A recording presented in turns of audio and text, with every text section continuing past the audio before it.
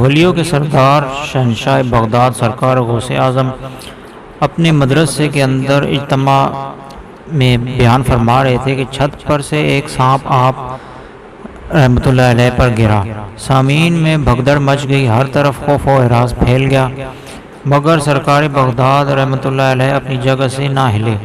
سانپ آپ رحمۃ اللہ علیہ کے کپڑوں پہ گھس گیا اور تمام جسم مبارک سے لپٹتا ہوا گربان شریف سے باہر نکلا اور گردن مبارک پر لپٹ گیا، مگر قربان جائی میرے مرشد شہنشاہ بغداد رحمۃ اللہ علیہ پر کہ آپ ذرا برابر بھی نہ گھبرائے اور نہ ہی بیان بند کیا۔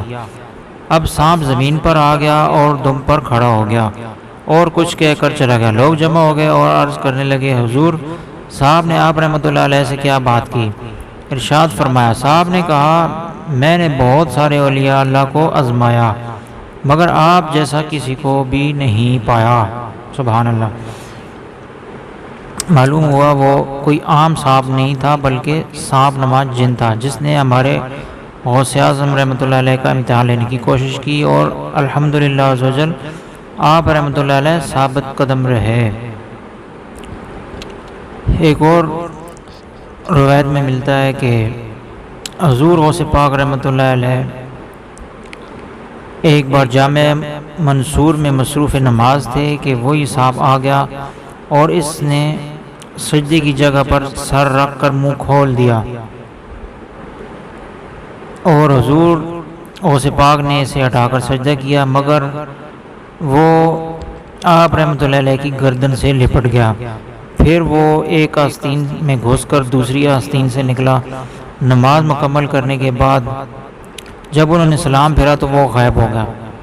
دوسرے روز جب حضور غوث پاک اسی مسجد میں داخل ہوئے تو ان کو ایک بڑی بڑی آنکھوں والا آدمی نظر آیا، تو آپ فرماتے ہیں کہ میں نے اسے دیکھ کر اندازہ لگا لیا کہ یہ شخص کوئی انسان نہیں بلکہ کوئی جن ہے، اور وہ جن آ کر آپ رحمۃ اللہ علیہ سے کہنے لگا،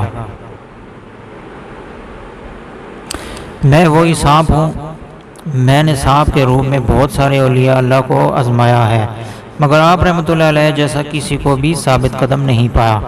پھر وہ جنات آپ رحمۃ اللہ علیہ کے دست حق پر طائب ہو گیا۔ سبحان اللہ۔ دیکھا ہمارے مرشد کامل سرکار بغداد رحمۃ اللہ علیہ کی کیا شان ہے۔ ایک ہم ہے کہ ہماری نماز پر اگر مکھی بھی ہم پہ اوپر بیٹھ جائے تو ہم پریشان ہو جاتے ہیں، معمولی سی خارش بھی ہم سے برداشت نہیں ہوتی۔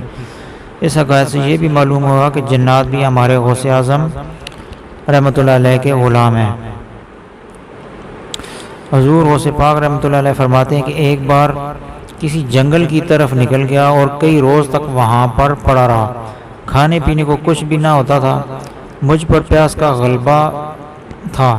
ایسے میں میرے سر پر ایک بادل کا ٹکڑا نمودار ہوا، اس میں سے کچھ بارش کے قطرے گرے جنہیں میں نے پی لیا۔ اس کے بعد بادل میں سے ایک نورانی صورت ظاہر ہوئی جس سے آسمان کے کنارے روشن ہو گئے اور ایک آواز گونجنے لگی، اے عبد القادر، میں تیرا رب ہوں، میں نے تمام حرام چیزیں تیرے لیے حلال کر دیں۔ میں نے اعوذ باللہ من الشیطان الرجیم پڑھا، ایک دم روشنی غائب ہو گئی اور اس نے دھوئیں کا روپ دھار لیا اور آواز آئی، اے عبد القادر، اس سے قبل میں 70 اولیاء اللہ کو گمراہ کر چکا ہوں مگر تجھے تیرے علم نے بچا لیا۔ آپ رحمۃ اللہ علیہ فرماتے ہیں، میں نے کہا، اے مردود، مجھے میرے علم نے نہیں بلکہ میرے رب عز و جل کے فضل نے مجھے بچا لیا۔ سبحان اللہ۔